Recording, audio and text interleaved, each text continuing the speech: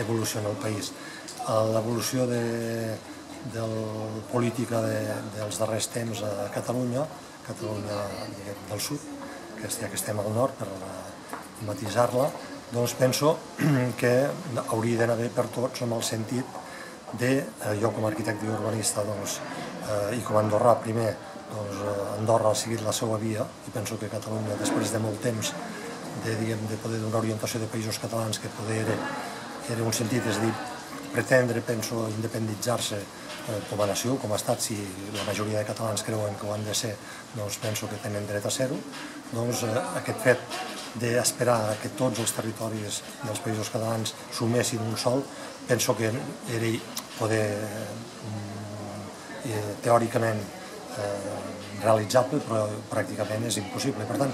la via andorrana, que jo en dic així, la via andorrana encetada fa 700 anys, 800 anys, diguéssim,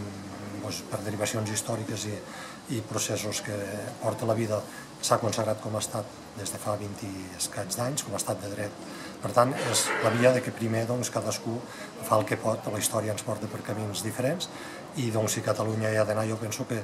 primer és bo perquè ho volen els catalans i serà bo per ells i pels seus veïns, siguem els quins siguin els veïns, les relacions de veïnatge seran bones, i després hi ha dues raons més, jo crec, com a llengua i cultura. Doncs és bo que tinguin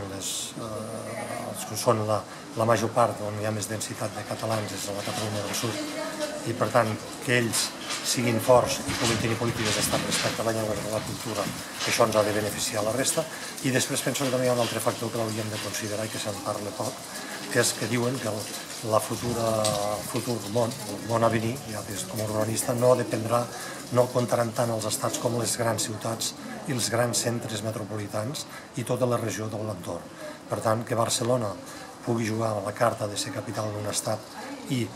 compti, avui ja compta, i en el futur també comptarà com a ciutat europea important del sud d'Europa almenys, doncs si Barcelona i la seva metròpoli tenen mitjans d'estat, també s'enfortirà, i això només farà que beneficiar, malgrat passem a ser suburbis o parts perimetrals de la perifèria barcelonina, que ja ho són en una part econòmica actualment, doncs jo crec que això ajudarà en aquest sentit per